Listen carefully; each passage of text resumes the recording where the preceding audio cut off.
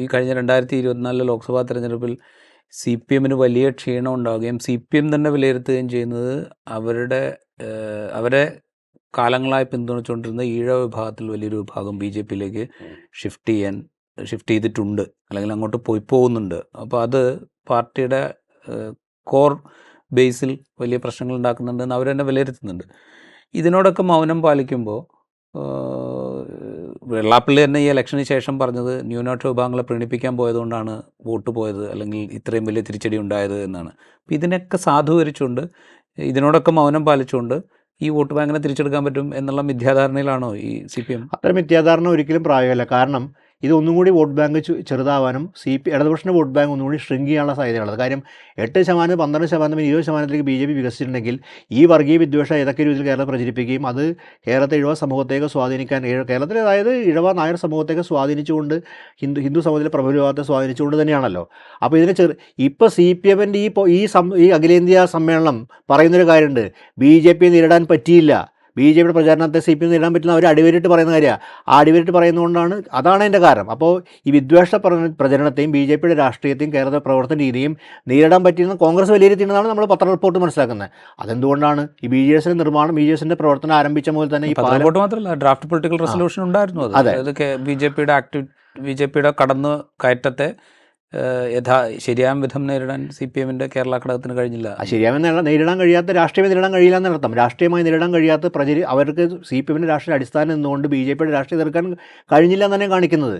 അപ്പോൾ അതിന് കാരണമായിട്ടൊരാളും കൂടിയാണ് വെള്ളാപ്പള്ളി. കേരളത്തിൽ ഇത്തരം ഒരു വോട്ടിൽ ഷിഫ്റ്റ് ഉണ്ടാക്കിയാൽ അതിന് ഒരു അവസരം ഉണ്ടാക്കി കൊടുത്തു. അപ്പോൾ ഈ വ്യക്തിയെ ബി ജെ പിയെ നേരിടാൻ കരുതുന്നതിൽ പരാജയപ്പെട്ടു എന്ന് പറയുമ്പോൾ ബി ജെ പിയുടെ പ്രചരണങ്ങൾ, ബി ജെ പിയുടെ വളർച്ചയ്ക്ക് സഹായകമാകുന്ന ഇത്തരം വിഷലിപ്തമായ പ്രചരണങ്ങൾ, ഇതിനെയൊക്കെ യഥാസമയത്ത് രാഷ്ട്രീയമായി എതിരിട്ട് വസ്തുതകൾ ജനങ്ങളുടെ മുമ്പിൽ പറയാൻ സാധിച്ചില്ല എന്നല്ലേ? അതാണ് വസ്തുതകൾ, അതാണ് എൻ്റെ കൃത്യം.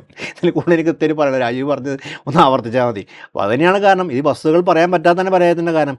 പിന്നെ ഒരു കാര്യം, ഒരു സി പി എം പോലെ രാഷ്ട്രീയ അല്ലെങ്കിൽ കോൺഗ്രസ് പോലെ സെക്യുലർ രാഷ്ട്രീയ അടിസ്ഥാനം നിൽക്കുന്ന ഭരണഘടനയെ പ്രധാനമായി കാണുന്ന രാഷ്ട്രീയ പാർട്ടികൾ മനസ്സിലാക്കേണ്ട കാര്യം വെച്ചിട്ടുണ്ടെങ്കിൽ, നമ്മൾ എല്ലാവരും മുസ്ലിം ഇപ്പോൾ വഖഫ് ഭേദഗതി നിയമത്തിനെ എന്തിനാണ് എതിർക്കുന്നത്? കാര്യം അത് മുസ്ലിം സമൂഹത്തെ അന്യവൽക്കരിക്കാൻ വേണ്ടി പല പൗരത്വ ഭേദഗതി നിയമം, അതിനുശേഷം അതിനു മുമ്പ് തലാഖ് നിയമം, ഇങ്ങനെ തുടർച്ചയായിട്ട് ഓരോ വിഷയങ്ങൾ എടുത്തെടുത്ത് ഭരണഘടനയ്ക്ക് പുറത്തു നിന്നുകൊണ്ട് ഈ മുസ്ലിം സമുദായത്തെ ആക്രമിക്കാൻ ഉദ്ദേശിച്ചുള്ളതെന്ന് എല്ലാവർക്കും അറിയാം. അതുകൊണ്ടാണ് കേരള നിയമസഭയ്ക്ക് പ്രമേയം 2 ഘട്ടത്തിൽ പൗരത്വ ഭേദഗതി നിയമത്തിനെതിരെയും പ്രമേയം കൊണ്ടുവരേണ്ടി വന്നു, വഖഫ് നിയമത്തിനെതിരെ കൊണ്ടുവന്നു. അപ്പോൾ ഇത് അറിയാത്ത ആൾക്കാരല്ല. അപ്പോൾ അതിൻ്റെ അനുരണനങ്ങൾ തന്നെയാണ് ഇത്തരം പ്രസ്ഥാനം. കാര്യം അപ്പോൾ ആലോചിക്കേണ്ട കാര്യം, ഇവിടുത്തെ കേരളത്തിലെ മുസ്ലിം ജനവിഭാഗത്തിന് സി പി എമ്മിന് വോട്ട് ചെയ്യുന്ന ആൾക്കാർ തന്നെയാണല്ലോ. സി പി എമ്മിന് വോട്ട് ചെയ്യും കേരളത്തിലെ ആ കാഴ്ചപ്പാട് എന്നോട് മനസ്സിലാക്കാൻ സാധിക്കുന്നില്ല. ഒരാൾക്ക് ഏൽക്കുന്ന അപമാനം, മലപ്പുറത്തെ ഏത് മനുഷ്യനും, ഇത് മുസ്ലിം ഒരു പ്രശ്നം മാത്രമേ കാണുമെന്ന് എനിക്ക് തോന്നില്ല, മലപ്പുറത്ത് ജീവിക്കുന്ന ഏത് മനുഷ്യനും ഏൽക്കുന്ന ആഘാതം. മലപ്പുറത്ത് ഇദ്ദേഹം MLA-മാരെ കണക്ക് പറയുന്നുണ്ട്. പൊന്നാനിനെ ആരാ ജയിച്ചത്? നന്ദകുമാർ പൊന്നാനി ജയിച്ചു വരുന്നത് എങ്ങനെയാണ്? അതിന് മുമ്പ് ശ്രീരാമകൃഷ്ണൻ ജയിച്ചിരുന്നത്. അത് മുസ്ലിം ജനസാമാന്യമുള്ള സ്ഥലമാണല്ലോ. എങ്ങനെ ജയിച്ചു? ഇടതുപക്ഷം എത്ര MLA-മാരുണ്ട്? എത്ര എന്താ പറയുക, ഈ പറയുന്നതൊക്കെ കുറ്റിപ്പുറം ജില്ലയിൽ ജയിച്ചില്ലേ കുഞ്ഞാലിക്കുട്ടി തോൽപ്പിച്ചുകൊണ്ട്? അപ്പോൾ ഇങ്ങനെയൊക്കെ പല രാഷ്ട്രീയം കേരളത്തിൽ കണ്ടെത്തിലാണ്. കേരളത്തിൽ പലതരത്തിലുള്ള മാറ്റം ഇപ്പോൾ തന്നെ നമ്മൾ നോക്കുന്ന പല സ്ഥലത്ത്, ഈ മുസ്ലിം ജില്ലയിൽ മലപ്പുറം ജില്ലയിൽ തന്നെ നമ്മൾ കാണാൻ സാധിക്കുന്ന എത്രയോ സ്ഥലങ്ങളിൽ എന്താ പറയുക, സി പി എമ്മിൻ്റെ MLA-മാർ ജയിച്ചു വന്നിട്ടുണ്ട്.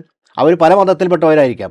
അപ്പോൾ ഇതൊക്കെ കാണിച്ചിരുന്നത് എന്താണ്? അപ്പോൾ കേരളത്തിൻ്റെ ഇത്തരം രാഷ്ട്രീയം അറിയുന്ന ആൾക്കാർ, ഇത്തരം വസ്തുത മനസ്സിലാക്കുന്ന ആൾക്കാർ, എങ്ങനെയാണ് സമൂഹം പ്രതികരിക്കുന്നത് അറിയുന്ന ആൾക്കാർ ഈ ജില്ലയോട് ചെയ്യുന്ന ഒരു അതിക്രമമുണ്ട്. അത് ഒരിക്കലും ഈ ജില്ലയിലെ ഓരോ മനുഷ്യനോടും, ഇവിടുത്തെ ഓരോ മനുഷ്യനും, ഓരോ പൗരനോടും, അവർ വ്യത്യസ്ത മതവിഭാഗത്തിൽ ഉള്ളവരായിരിക്കാം, മതത്തിൽ വിശ്വസിക്കാത്തവരായിരിക്കാം, എന്തായാലും ഇവിടെ ജീവിക്കുന്ന ഓരോ മനുഷ്യനെയും അവഹേളിക്കുന്നുണ്ട്.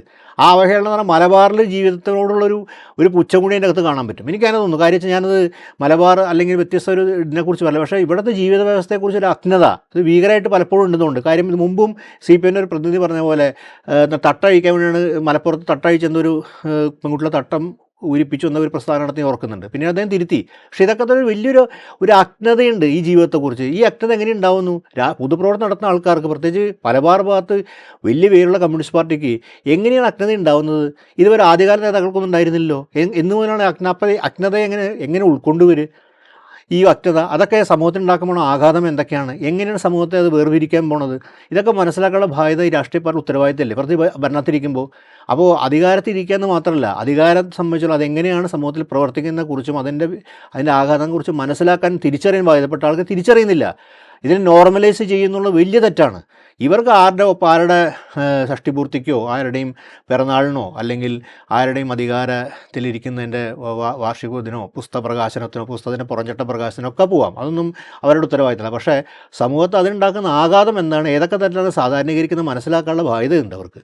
അത് ചെയ്തില്ലെങ്കിൽ കേരളത്തെ സംബന്ധിച്ചിടത്തോളം അതിൻ്റെ പുറത്തുള്ള കേരളത്തെ പ്രത്യേകത എന്ന് പറഞ്ഞാൽ വലിയ തോതിലുള്ള സാമൂഹ്യ അന്യവൽക്കരണം ഇവിടെയും നടക്കുന്നുള്ളതാണ്. അതിന് കാത്തു നിൽക്കുകയാണ് സംഘപരിവാറിനെ പോലെ രാഷ്ട്രീയ പ്രസ്ഥാനം. അത് എന്തുകൊണ്ട് മനസ്സിലാവുന്നില്ല? ആ സംഘപരിവാർ രാഷ്ട്രീയ പ്രസ്ഥാനം ഉണ്ടാക്കുന്ന വലിയ തോതിലുള്ള സ്വാധീനം ആരെയാണ് ബാധിക്കാൻ പോകുന്നത്? ഇവിടുത്തെ ഇപ്പോൾ ഈ മുഖ്യധാര രാഷ്ട്രീയ പ്രസ്ഥാനങ്ങളെ തന്നെയാണ് ബാധിക്കുന്നത്. ഇത് തിരിച്ചറിയാൻ CPM ഉം കോൺഗ്രസും UDF എല്ലാവരും ബാധിച്ചിട്ടുണ്ട്. അതൊരു വലിയ പ്രശ്നം തന്നെയാണ്. മുസ്ലിം ലീഗിലേക്ക് ചുരുക്കി എൻ്റെ വിമർശനം എന്ന് പറയുന്ന അർത്ഥമില്ല. കാരണം ലീഗിൻ്റെ രാഷ്ട്രീയ നിലപാടിനെക്കുറിച്ചൊന്നും അല്ല പറയുന്നത്. എൻ്റെ അകത്ത് ലീഗ് എടുക്കുന്ന രാഷ്ട്രീയ നിലപാടിനെക്കുറിച്ച് നിങ്ങൾക്ക് അഭിപ്രായം പറയാം, അല്ലെങ്കിൽ ലീഗിൻ്റെ ഒരു പ്രത്യേക ഒരു വിഷയത്തെക്കുറിച്ച് അഭിപ്രായം പറയാം. പക്ഷേ അതല്ല ചെയ്യുന്നത്. അവിടെ ധ്വനിപ്പിക്കുന്നെല്ലാം മുസ്ലിം രാഷ്ട്രീയമാണ്. അത് ലീഗിൻ്റെ മാത്രമല്ലോ. ഇവിടെ വലിയ ലീഗിലാണോ എല്ലാ മുസ്ലിം മനുഷ്യരും പ്രവർത്തിക്കുന്നത്? അല്ലല്ലോ. അവ പല സംഘടനകളിലുണ്ട്. അത് തിരിച്ചറിയപ്പെടേണ്ടതാണ്. അതിനെതിരെ നിലപാടെടുക്കേണ്ടതാണ്, കർക്കശമായ നിലപാടെടുക്കേണ്ടതാണ്. ഇത്തരം കാര്യങ്ങൾ ഈ ആരെങ്കിലും പറഞ്ഞ് തിരുത്ത് തന്നെയാണ്.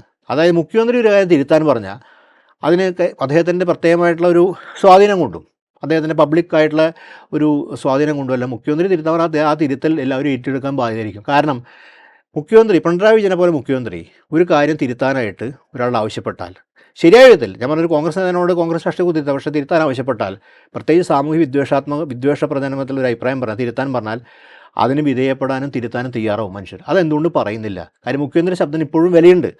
ആ വിലയുള്ളതുകൊണ്ട് അദ്ദേഹത്തിനും അതേ രാഷ്ട്രീയ നിലപാടെടുക്കുന്ന ഒരാളാണ്. അതുകൊണ്ട് അദ്ദേഹത്തിന് പറയാനുള്ള സാധ്യതയുണ്ട്. അതുകൊണ്ട് പറയേണ്ടതാണ്. തിരുത്തേണ്ട കാര്യം തിരുത്തണമെന്ന് പറയണം. അത് തിരുത്തിയില്ലെങ്കിൽ അതിനോട് വിയോജിപ്പ് രേഖപ്പെടുത്തണം. അത് കാണാനും നമ്മൾ ഒരുപക്ഷെ കേരളം അഭിലഷിക്കുന്നതാണ്. പക്ഷെ അത് നടക്കുന്നില്ല എന്നുള്ളത് ഒരു വലിയ ആശങ്കയായിട്ട് ഒരു ആകുലതയായിട്ട് നിൽക്കുന്നു.